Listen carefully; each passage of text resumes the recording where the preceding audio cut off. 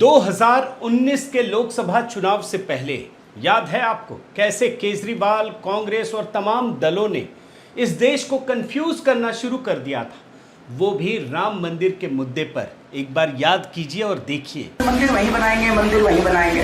हम कहते जी कब बनाओगे, कहते डेट नहीं बताएंगे।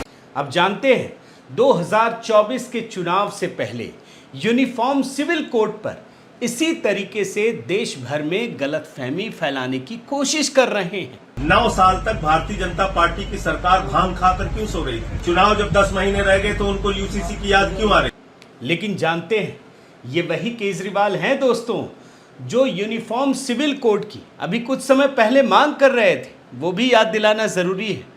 संविधान के आर्टिकल 44 में साफ साफ लिखा है कि ये सरकार की जिम्मेदारी है यूनिफॉर्म सिविल कोड बनाना, तो सरकार को यूनिफॉर्म सिविल कोड बनाना चाहिए। और याद रखिए, टीम केजरीवाल हो, कांग्रेस हो, अभी मैं सबको दिखाऊंगा।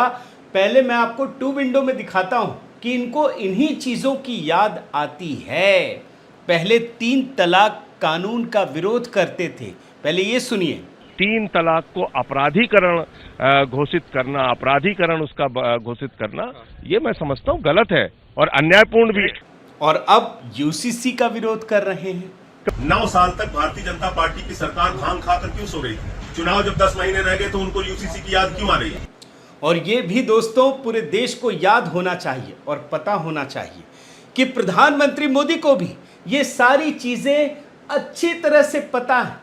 उन्हें इस बात का भली भांति वो जान रहे हैं कि किस प्रकार से पुराने समय में, यानी राम मंदिर को लेकर, 3 तलाक को लेकर इस देश में एक खराब माहौल पेश किया गया था, खराब माहौल करने की कोशिश की गई थी। और इसीलिए उन्होंने 3 तलाक कानून की याद दिलाई, जो 2019 में ही विपक्षी पार्टियों ने शुरू की थी। आप बयान सुनिए। जो भी 3 तलाक के पक्ष में बातें करते हैं, 3 तलाक की वकालत करते हैं, ये वोट बैंक भूखे लोग मुस्लिम बेटियों के साथ बहुत बड़ा अन्याय कर रहे हैं। और इसके साथ ही दोस्तों उन्होंने यूनिफॉर्म सिविल कोड के लिए बिगुल भी फूंक दिया है। ये भी सुन लीजिए। आजकल हम देख रहे हैं कि यूनिफॉर्म सिविल कोड के नाम पर ऐसे लोगों को भड़काने का काम हो रहा है। तो आज की कहानी में दोस्तों प्रधानमंत्री मोदी की जुबानी वो सारी चीजें दिखाऊंगा जो 2024 में पूरे विपक्ष के लिए काल बन जाएगी। वो चीजें मैं आपको दिखाने वाला हूं। इसके साथ ही मैं कुछ पुराने बयान आपके लिए ढूंढ कर लाया हूं, ताकि आपको पता चल सके कि 2019 में जो इनका पैटर्न था उसके बारे में पीएम मोदी पहले से ही जान गए, समझ गए, और इसीलिए उन्होंने पहले से ही इसकी झलक दे दी और अपनी तैयारी भी दिखा दी। आज के वीडियो में इसी को डिकोड करूंगा। साथियों नमस्कार, मैं हरिश्चंद्र बर्णवाल। कल भोपाल में जब प्रधानमंत्री मोदी ने भारतीय जनता पार्टी के कार्यकर्ताओं को संबोधित किया तो उन्होंने एक प्रकार से अपना एजेंडा पूरी तरीके से साफ कर दिया। खुलकर हर विषय पर उन्होंने कहा, कोई ऐसा विषय नहीं जिसमें कोई कंफ्यूजन हो या फिर अपने ही कार्यकर्ताओं को उन्होंने किसी प्रकार से आधी अधूरी बात की। उन्होंने हर मुद्दे पर अपनी बात रखी, भ्रष्टाचार से लेकर, परिवारवाद से लेकर, तुष्टीकरण से लेकर यूनिफॉर्म सिविल कोड तक। लेकिन लोगों ने सिर्फ एक मुद्दे को पकड़ लिया, यूनिफॉर्म सिविल कोड, क्योंकि इसमें बड़ा मसाला मिलता है, क्योंकि इसमें वोट पॉलिटिक्स साधना बड़ा आसान हो जाता है। तो इसी वजह से दोस्तों मैं आज यूनिफॉर्म सिविल कोड और उन्होंने 3 तलाक कानून के बारे में भी कहा, तो वो सारी चीज़ें पूरे बैकग्राउंड के साथ, पूरे पर्सपेक्टिव के साथ आपको दिखाऊंगा और आपको ये भी बताऊंगा कि कैसे प्रधानमंत्री मोदी विपक्ष की रणनीति को भांप गए और पहले से ही उन्होंने उसका काट भी दे दिया। तो पहले आपको मैं दिखाता हूं दोस्तों कि जो लोग 3 तलाक की बातें कह रहे हैं, प्रधानमंत्री मोदी ने कहा, 3 तलाक के मुद्दे को उठाया और ये कहा, पहले मानवीय पक्ष उन्होंने उभारा कि जो लोग 3 तलाक की बातें कर रहे थे वो दरअसल मुस्लिम बेटियों के साथ अन्याय कर रहे थे। सुन लीजिए। जो भी 3 तलाक के पक्ष में बातें करते हैं, तीन तलाक की वकालत करते हैं, ये वोट बैंक भूखे लोग मुस्लिम बेटियों के साथ बहुत बड़ा अन्याय कर रहे हैं। फिर प्रधानमंत्री मोदी ने यह भी कहा कि कैसे 3 तलाक से पूरा परिवार तबाह हो जाता था। ये भी सुनिए। 3 तलाक से सिर्फ बेटियों को ही अन्याय होता है इतना नहीं, पूरे परिवार तबाह हो जाते हैं, माता पिता भाई सब दुखी हो जाते हैं। फिर उन्होंने तुष्टीकरण की नीति अपनाने वालों को ये याद दिलाया कि कैसे 3 तलाक को मुस्लिम देशों में भी खत्म कर दिया गया है। हिंदुस्तान की बात नहीं है, मुस्लिम देशों की बात बता रहे थे, आप सुन लीजिए। इसका इस्लाम से संबंध होता तो दुनिया का कोई मुस्लिम देश 3 तलाक खत्म नहीं करता। मुस्लिम बहुल्य देश जहां पूरी तरह इस्लाम राज्य है, वहां भी 3 तलाक बंद कर दिया है। इसके बाद प्रधानमंत्री मोदी ने मिस्र की याद दिलाई। अभी हाल ही में वो जब अमेरिका गए थे तो उसके बाद वो मिस्र भी गए। ये भी एक इस्लामिक देश है जहां उन्हें सर्वोच्च सम्मान भी मिला। उसकी याद दिलाई और ये बताया कि कैसे कांग्रेस ने इस देश को मिस्र से भी 80 साल पीछे कर दिया। वहां तो 80-90 साल पहले 3 तलाक खत्म कर दिया गया था। बयान सुनिए। मैं परसों इजिप्ट में था, मिस्र में था। मिस्र में, इजिप्ट में 90% से ज्यादा सुन्नी मुसलमान समाज है और इजिप्ट में आज से 80-90 साल पहले 3 तलाक की प्रथा को समाप्त कर दिया, हमसे 90 साल पहले। जानते हैं प्रधानमंत्री मोदी यही नहीं रुके, पूरी कुंडली खोल करके दिखा दिया, वो लेकर आए थे। उन्होंने ये भी कहा कि जो लोग इस्लाम के नाम पर 3 तलाक कानून का समर्थन कर रहे थे, उन्हें पाकिस्तान और इंडोनेशिया जो सबसे बड़ा मुस्लिम देश है उसकी भी याद दिलाई। ये बयान सुनिए। अगर 3 तलाक इस्लाम का जरूरी अंग है तो पाकिस्तान में क्यों नहीं होता भाई? अगर 3 तलाक इस्लाम का जरूरी अंग है तो इंडोनेशिया में क्यों नहीं होता? अगर 3 तलाक इस्लाम का जरूरी अंग है तो कतर, जॉर्डन, सीरिया, बांग्लादेश, ये तो सारे मुस्लिम बस्ती वाले देश हैं, वहां पर उनको बंद क्यों कर दिया? जिसका मतलब है दोस्तों कि प्रधानमंत्री मोदी पूरा पूरा हिसाब किताब लेकर आए थे, इतिहास खंगाल कर लाए थे। अब जब उन्होंने इतनी मेहनत की तो मुझे लगा मुझे भी थोड़ी मेहनत करनी चाहिए कि क्या वाकई में 3 तलाक को लेकर किस तरह की बातें हो रही थी। आज ये कानून है, मुस्लिम महिलाओं को एम्पावर किया गया है, तो मैं अतीत से ढूंढ करके कई सारे बयान लेकर आया हूं। सबसे पहले कांग्रेस अध्यक्ष मल्लिकार्जुन खड़गे का बयान सुनिए। उनको सबसे अधिक जो है ना मुस्लिम पर्सनल लॉ की चिंता हो रही थी, सुन लीजिए। महिलाओं के नाम से जो लाया गया है ये समाज को डिवाइड करने का बिल है और समाज को जोड़ने के बजाय समाज को तोड़ने का बिल है। और दूसरा, ये बिल संविधान के बहुत से सिद्धांत के खिलाफ है। ये बिल मुस्लिम पर्सनल लॉ का भी वायलेशन है। और कांग्रेस अध्यक्ष जो हैं वो तो सीधे सीधे इसे धार्मिक मामला बताकर कह रहे थे कि हस्तक्षेप मत करो। सुन लीजिए। ये रिलीजियस मैटर है और रिलीजियस मैटर में इंटरफेयर करना सूक्त नहीं है, अच्छा नहीं है। अब जब कांग्रेस इतना कुछ कर रही है दोस्तों, तो कांग्रेस के बाद तुष्टीकरण का नंबर आम आदमी पार्टी ने उठा रखा है। और संजय सिंह का आपको बयान सुनना चाहिए, सुन लीजिए। 3 तलाक को अपराधीकरण घोषित करना, अपराधीकरण उसका घोषित करना, ये मैं समझता हूँ गलत है और अन्यायपूर्ण भी। और जानते हैं, एक महिला होकर ममता बनर्जी ने भी मुस्लिम महिलाओं के दर्द को नहीं समझा। आप ये बयान सुनिए। একটা ডিফেক্টিভ বিল নিয়ে এসেছে, মহিলাদের প্রোটেকশন দেওয়া তো দূরের কথা, মহিলারাও বিপদে পড়ে যাবে। और आरजेडी वालों की अगर बात करें ना दोस्तों, तो इस प्रकार की अगर कोई बात आ जाए ना मुस्लिम समुदाय से जुड़ी हुई, तो फिर तो वो एकदम से एक पक्षीय हो जाते हैं, फिर तो वो तर्क भी गढ़ लेते हैं। आप सुनिए क्या कहा था उस समय आरजेडी सांसद मनोज झा ने। ये नागरिक अनुबंध है और नागरिक अनुबंध में क्रिमिनल कंपोनेंट को अगर हम तलाशने और मिलाने की कोशिश करेंगे सर, ये पीड़ा देगा। और कांग्रेस समाजवादी पार्टी वाले जो कपिल सिब्बल है, पहले कांग्रेस में थे, समाजवादी पार्टी, अभी तो आम आदमी पार्टी के भी उनकी मीटिंग में भी दिख जाते हैं। ये तो अलग ही तर्क ढूंढ कर ले आए, सुन लीजिए। जिस पार्टी को जनता ने ही ट्रिपल तलाक दे दिया राजस्थान, मध्य प्रदेश और छत्तीसगढ़ में, वो क्या बहस करेंगे संसद में? और जब कपिल सिब्बल ये सब कहेंगे तो ओवैसी साहब तो वैसे भी लॉयर हैं, वो तो कानून की पेचीदगियां भी ढूंढ कर लाते हैं, ये भी सुनिए। देखिए, अगर मैंडेट आपको इसलिए तो नहीं मिला कि आप अनकॉन्स्टिट्यूशनल कानून बनाए। वैसे एक बात आपको बताऊं दोस्तों, समाजवादी पार्टी और ओवैसी साहब की सोच में बहुत ज़्यादा फर्क नहीं है इस मामले में। इनके तो एक सांसद है बर्क साहब, वो तो उनका तो आप हर मुद्दे पे बयान निकाल लीजिए, लेकिन मैं आपको 3 तलाक पर सुना रहा हूँ, सुन लीजिए। ये शरीयत का मसला है, ये एक सियासत का मसला नहीं है, तो इसको सियासी बनाकर ये काम किया जा रहा है। तो लिहाजा हम चाहते हैं कि भाई इसे सियासत में डाल जाए। कुरान शरीफ का ये अल्लाह का हुक्म है, जो वहाँ का फैसला है उस फैसले को कैसे बदल सकता। अब ये सारे लोग 3 तलाक पर ऐसा कहेंगे तो पीडीपी क्यों पीछे रहेगी? लेकिन आश्चर्य की बात यह है दोस्तों कि ये एक महिला हैं, महबूबा मुफ्ती, और तब भी ये इस तरह की बात कहती थी, 3 तलाक का समर्थन करती थी। आप सुनिए ना।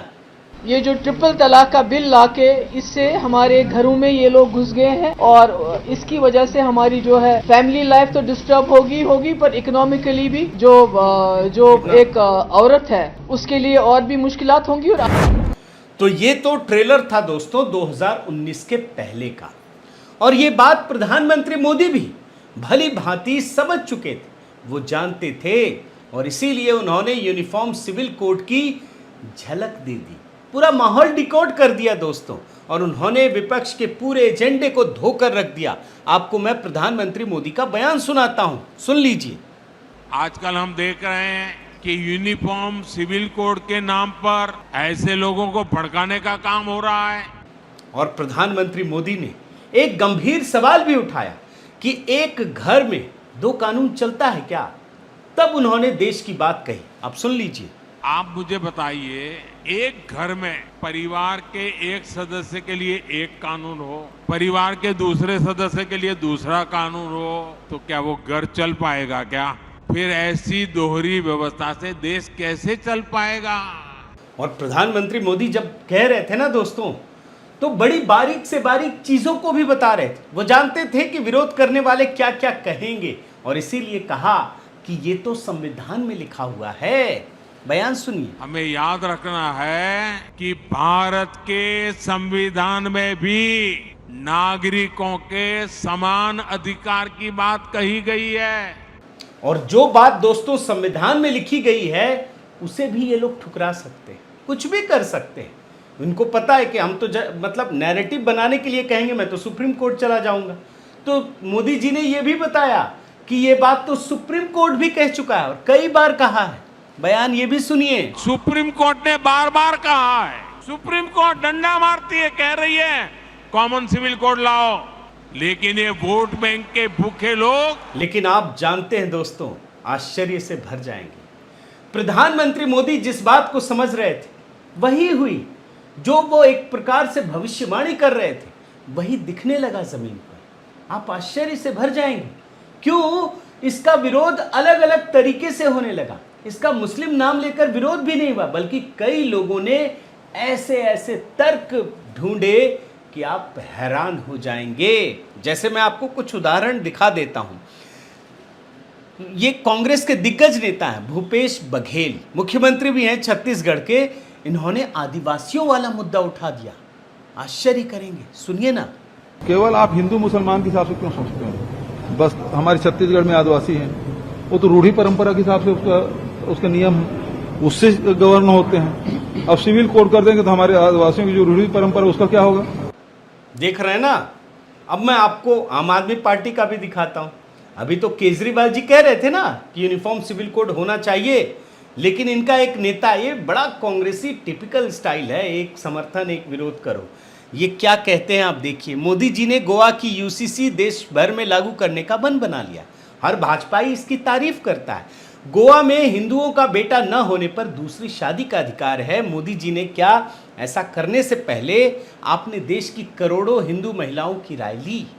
देख रहे हैं ना, ये इनका उद्देश्य कुछ और है, तुष्टीकरण है, लेकिन ये रास्ता हिंदुओं वाला अपना रहे हैं। ये तरीका है दोस्तों। और कांग्रेस की एक और सहयोगी पार्टी है डीएमके, उसने भी इसे SC ST से जोड़ दिया। अब भले ही इन्हें बाकी समय इनकी याद आए ना आए, लेकिन यूनिफॉर्म सिविल कोड में इनकी याद आ गई।